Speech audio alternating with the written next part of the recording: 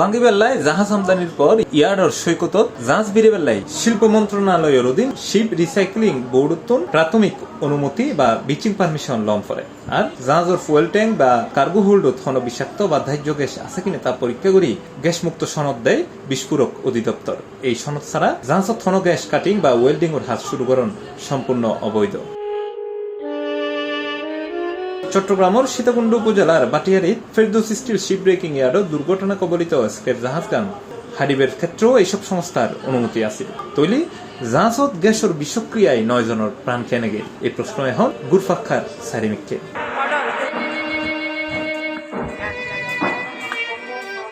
গত আগস্ট 14 তারিখ শুক্রবার হাতগড়িবির সময় 9 শ্রমিকের মর্মান্তিক এই মৃত্যুর ঘটনায় দুর্ঘটনাস্থল পরিদর্শন করছে উচ্চ পর্যায়ের বিশেষজ্ঞ তদন্ত দল। সোমবার আগস্ট 17 তারিখ সকাল বিকাল পর্যন্ত তদন্ত দলের সদস্য শিপইয়ার্ডের বিভিন্ন অংশ ঘুরি দেখে। এখানে অনেকগুলো বিধিবিধান আছে, যেমন জাহাজটা যেখান থেকে এসেছে, তারপরে জাহাজের কি কি জিনিস প্রতিপালন করা দরকার, এই সমস্ত কাগজপত্র সব সঠিক ছিল কিনা এগুলো আমরা যাচাই করবো। এবং কারো যদি অবহেলা পায়, এটা সরকারের তরফ থেকে সুস্পষ্টভাবে বলা আছে যে কোনো রকম ছাড় দেওয়া হবে না, ব্যবস্থা গ্রহণ করা হবে। তদন্ত কাজ চলমান রয়েছে। আমরা আশা করি যে সরকার যে সময় দিয়েছে তদন্ত 7 দিনের মধ্যে, এই সময়ের মধ্যে তদন্ত কাজ কমপ্লিট করা যাবে। তবে এটা একটা অনেক বিষয় দেখে তদন্ত করতে হচ্ছে এবং আপনারা দেখেছেন যে একটানা কাজ করে যাচ্ছি। ঘটনার ফরতুনেই তদন্ত কমিটি হাত ঘুরিয়ে গিয়ে তবে মঙ্গলবার সকালতুন মূল হাত শুরু হল। তদন্ত কমিটি দুর্ঘটনার প্রকৃত হারানোর পাশাপাশি শিপইয়ার্ডের নিরাপত্তা ব্যবস্থা হন ঘাটতি আছিল কিনা এবং সংশ্লিষ্ট দায়িত্বে অবহেলা আছিল কিনা তা তদন্ত করি চাইব।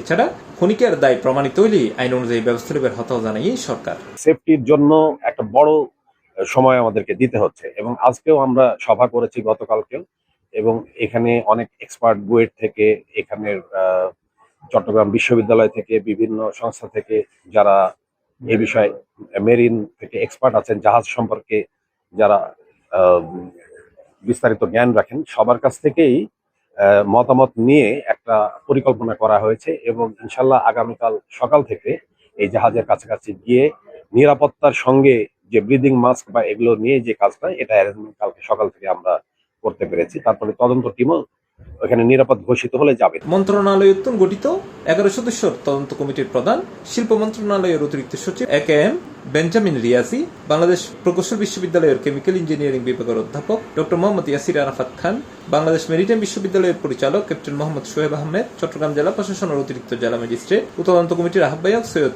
মাহবুবুল হক, বিস্ফোরক অধিদপ্তরের সহকারী বিস্ফোরক পরিদর্শক মোহাম্মদ মেহেদি ইসলাম খান সহ কমিটির অন্যান্য সদস্য এটা উপস্থিত আছে। এছাড়া চট্টগ্রাম জেলা প্রশাসক এবং বিএসবি এর তদন্ত কমিটির সদস্য উপস্থিত আছে। পরিদর্শনের সময় তদন্ত দলের সদস্য দুর্ঘটনা কবলিত জাহাজের ওই অংশগান পর্যবেক্ষণ করে।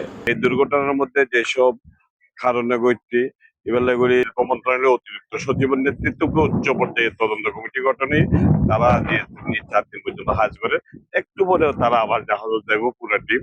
এই টিমের মধ্যে ব্যাগ ডিপার্টমেন্ট, বিস্ফোরক, ফায়ার সার্ভিস, কলকারখানা, লেবার, ব্যাগ মানুষ জড়িত আছে। শিল্প মন্ত্রণালয়ের জন্য 2 জন জড়িত আছে, আবার আর বোর্ডের জন্য 1 জন জড়িত আছে। ব্যাগনে মিলিয়ে 11 সদস্যের উপর বড় কমিটি তদন্ত করে। তারা নিরল সাজে 4 দিন ধরে হাজ করে। যারা প্রাথমিক পর্যায়ে যে জায়গার গ্যাস বিস্ফোরণ এই জায়গা কিন্তু আসলে গ্যাস পাইপের কথা ন। আরও জানি যে এই জায়গাত গ্যাস পাইপের কথা ন, কিন্তু কিল্লে এখন কিল্লে গ্যাস গিয়ে এনে তারা তদন্ত করি বাইর করিব। এই জীবন দিন দি বললে প্রথম এইসব জায়গা। আর যারা মারা গিয়ে আল্লাহ যারা রয়ে গিয়ে তারার এক একজনের 12 বছর 17 বছরের অভিজ্ঞতা এই শিবিআর হাজ করেছে। তো এখন যারা তদন্ত করে তারাও কম ন জানে ব্যক্তিগত ভাবে, তারাও বুঝি ন পারে। আল্লাহ চাইতে দুর্ঘটনা দিয়ে আসলে আল্লাহর ভরসা করি এবং আগামী দিনে যেন এইসব কারণেও দুর্ঘটনা না ঘটে। আর মালিক পক্ষতুন আমরা যথেষ্ট সতর্কতা অবলম্বন করি এবং আরো বেশি সতর্ক হয়ে কাজ করিবার চেষ্টা করি এবং যাতে করে উগ্র যেন প্রাণহানি ন ঘটে সামনে।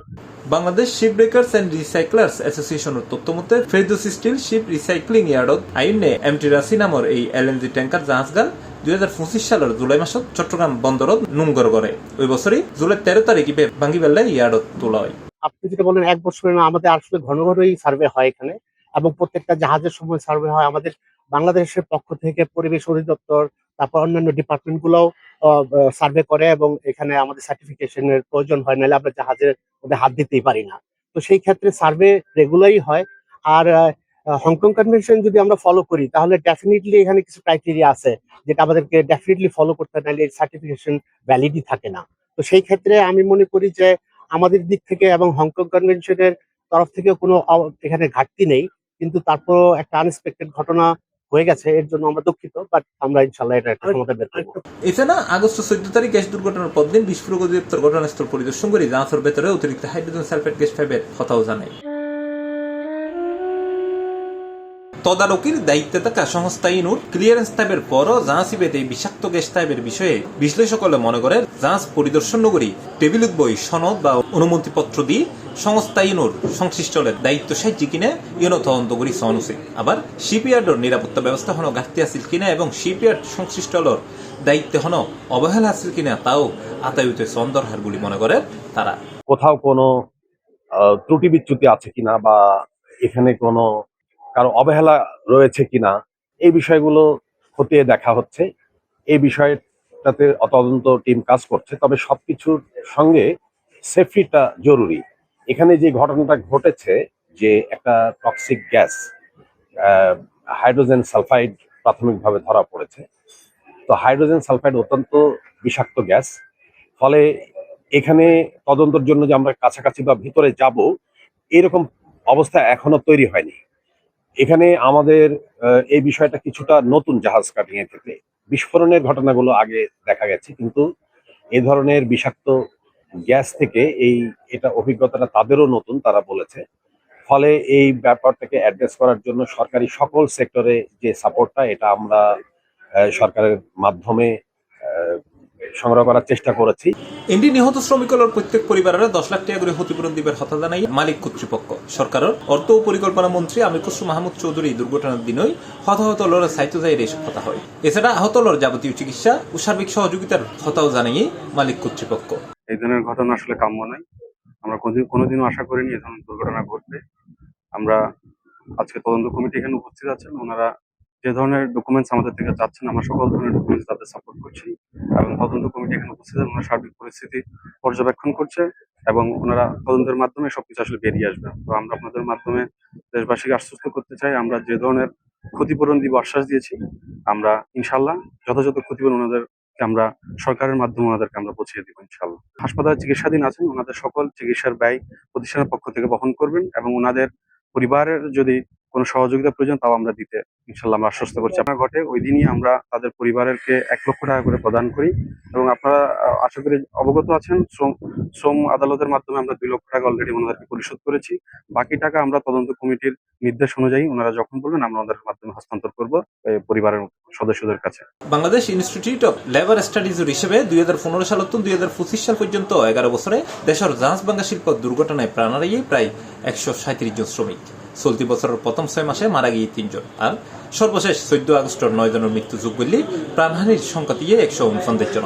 এহতল্লাই বিশ্লেষকলে মনে করেন কেবল গ্রিন ইয়ার্ড হিসেবে স্বীকৃতি বা সনদ তাইলেই নইব, নিয়ম কানুন ঠিকভাবে মানা অর কিনা ইয়নো নিয়মিত তদারকি করা উচিত বলে মনে করেন তারা। C plus TV, Chittagong.